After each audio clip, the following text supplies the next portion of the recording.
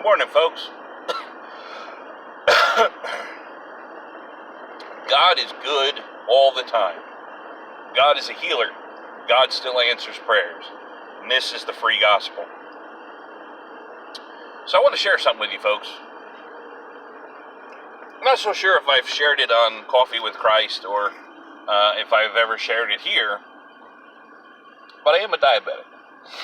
And over the last couple weeks, I've had some issues. I'm not so sure if they were diabetic related or not, but the diabetes surely impacted it in some way, shape, or form. But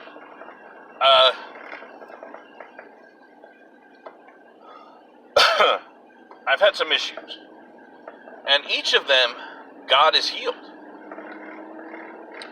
And one of the major things God has healed as far as my diabetes go,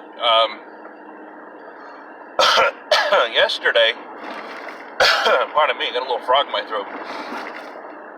Yesterday, I had my 3-month appointment with my diabetes doctor, and they drew blood on Monday, which I do 2 days before my appointment, and my A1C came back at 6.9.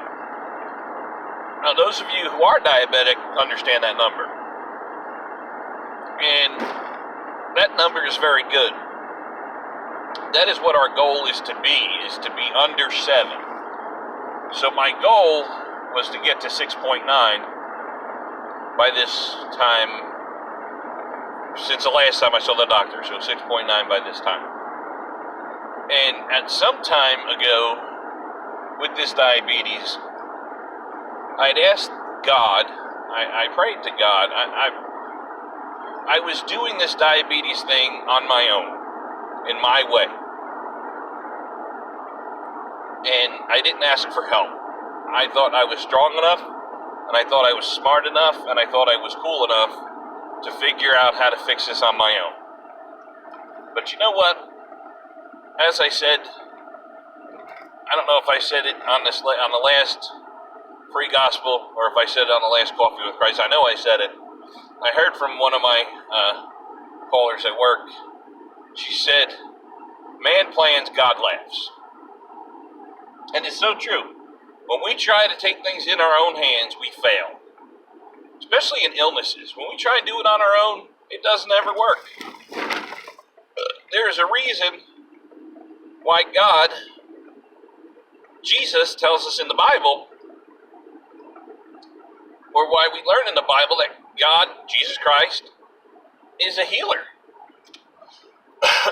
Listen, He's the great physician. He built you. He can fix you. Now, just like a car, yeah, you can bring your car to any mechanic and they could probably fix it. But most prudent people know that if you want to fix a Nissan, take it to a Nissan dealer. If you want to truly fix a Ford, you take it to a Ford dealer. I don't care the brand, you take it to that dealer. Why? Because they're the ones who built it and they know the best to fix it. Their mechanics are certified specifically to fix those cars. Now, don't get me wrong, I know it's a lot more expensive to take it to the dealer, and that's why we go take it in our hands and go to a regular mechanic.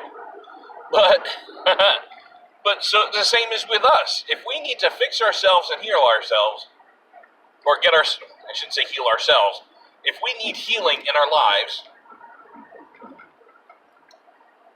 whether it be physical, emotional, mental, or spiritual, all those things need healing. We take it right to the manufacturer. We take it right to the Lord. But we're healed because of our faith. We're healed because the faith that we have in Him. That's why we're healed. I mean, remember in the Bible when that woman rushed to Jesus through the crowd, and she knew in her heart that if she was only at least able to touch the hem of His cloak, that she would be healed. And He turned to her when she touched her cloak.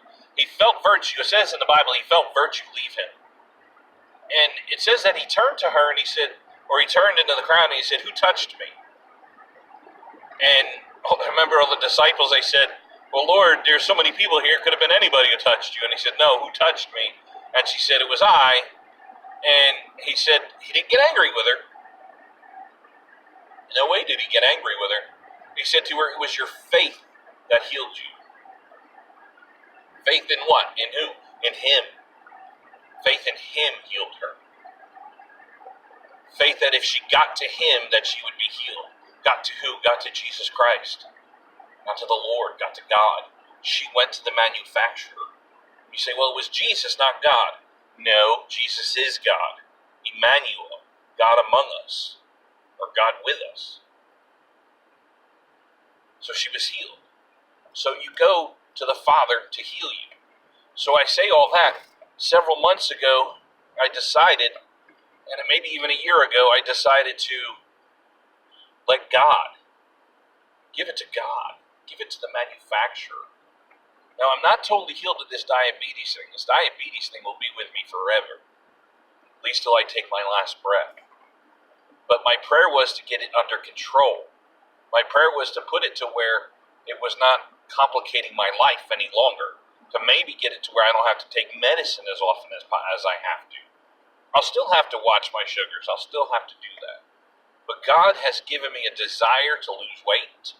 I'm an overweight guy. When I started going to the diabetes doctor, I was 364 pounds. I'll admit it. I was very unhealthy. And you know what? And I don't want to make excuses, but it's because I didn't realize the importance of health. I didn't understand the importance of eating correctly, and I didn't understand the importance of being overweight, how much that affected it. And my diabetes doctor recommended that I go on a diet, an 1,800 calorie a day diet, and I did. And I did it, and I offered it to God and said that, God, I want you with me along this journey. And he has been. He has been right with me. And he has guided me each and every step of the way through this diet. And I'm now down 33 pounds from where I started, 31 pounds from where I started officially. I've been down further. Before I went to him about 2 weeks ago, I did get to my regular doctor and had a weight check. It wasn't official, because it's only official when I go to my diabetes doctor, but at that point I did get down into 320s. So the 1,800 calorie diet is working.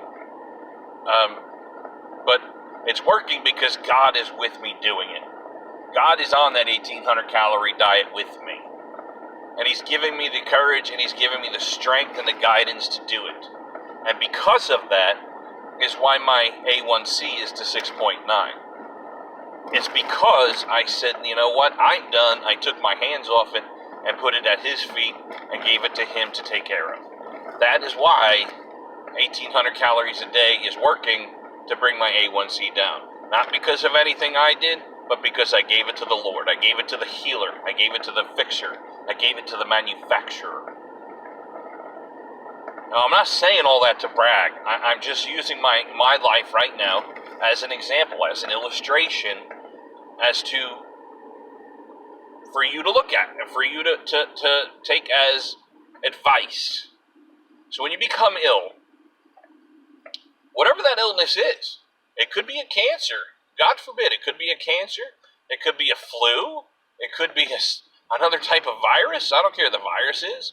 It could be a traumatic injury. It could be anything. It could also be financial trouble. It could also be spiritual trouble. It could also be any kind of trouble. No matter what that trouble is, it could be whatever trouble it is. That's all sickness. It's all related to sin, to be totally God honest with you. It all happened because of the fall of man in the Garden of Eden. That's where it occurred. That's what happened to it. It could be all that. That's what leads us to our sicknesses. And that's what leads us in the darkness. You could be in the dark. You could be spiritually dead. But you know what? It is God that heals that. When he pulls you out of the darkness into the light, that's healing. when he takes you from whatever your illness is and puts you back whole. That's healing. One of the other greatest examples in Scripture of healing, true healing and true restoration back to Christ, is certainly Job. The story of Job. Job lost it all. He lost it spiritually. He lost it financially. I wouldn't say he lost it totally financially. I think he may have questioned some of his finances. But he lost it. He certainly lost it physically. Lost his health. If you remember, he come down with huge boils all over his body. If you ever had a boil on your body, you know that how painful that is. It got to the point where he was trying to scratch himself and trying to heal it with shards of glass, shards of pottery, which kind of glass is like. He lost his children. He lost his wealth, his source of income. He just lost it all. But God restored him, healed him, and restored him fully. So I'm going to say this again. When it comes time that you need some sort of healing, I don't care what healing it is. It's all in healing is what it is. It's all being fixed. We all have that sickness of sin in our life. We all need to be healed from that. Our flesh does not like us to not sin. Our flesh enjoys sin. I'll be God honest. Our flesh enjoys sin. Or we need to be healed of that. We need to be healed of that physical death, that spiritual death. And I say physical as well because that spiritual death will result in a second physical death, a death eternally. So, when that time comes, I pray that you humble yourself. I pray you seek ye first the kingdom. I pray that you pray in Jesus' name. And listen, give it to him, and he will heal it. Now listen, it may not be an instant healing. It may not be as instant as that lady who grabbed onto his cloak. It may not be as instant as Lazarus raising from the dead. It may not be that instant. But you know, when you are sent, let's talk about a physical illness. Because spiritual illness will be instant. Will be an instant healing. And all you need to do is accept Christ in your heart, and that spiritual illness is gone. But if it's something physical, and it may take time for you to find the right combination of medicine, when you find that right combination of medicine, that's God healing you. That's God putting that knowledge of those doctors into that knowledge of what medicine combinations to use, or what medicine to use. Or getting sent to the correct doctor to take care of a surgery that you may need. That's God healing you. Or you just gradually get better over time. Like say you have, a flu or a virus, and you just gradually over time, one day at a time, get better and better. That's God healing you. So don't expect it to be instant. Expect that spiritual to be instant, and expect it could be a physical instant healing. It could be. I'm not saying that it couldn't, it can't be. It could be. But just know that God's time is not our time. And just know that there is some reason why God is not going to instantly heal you. He will, if you leave it at his feet. Just like me, for instance, you know what? I'm not going to have that instant diabetes healing. I'm not going to have that. I don't think. It could. It could. I just don't think. I'm accepting the fact that I may not. I'm accepting the fact that I may have it for the rest of my life. But God has healed me to a point where it's controllable right now. And he can do that for you. And he will do that for you. Just put it at his feet, whatever that illness is, whatever that sickness is, and put it at his feet. And he will help and he will heal you. It can be done. It will be done. I pray for you. Pray for me. Pastor Daniel, if you see this, thank you for your prayers, brother. I love you dearly. Can't wait till you're in North Carolina. I hope it's close to the Tennessee border that we can get together often and drink some coffee and maybe study the Word together once in a while. And I look forward to meeting you in person. And I look forward to meeting you in person and hugging your neck and shaking your hand is what I look forward to. And sharing a good cup of coffee with you, because I know you're a man who enjoys good coffee. I pray the Lord lets us get together sometime. God bless you and your ministry, brother. And we do hope to see you soon. God bless you all. Have a great day. I love you. We'll see you maybe tomorrow, Lord willing. Have a wonderful day.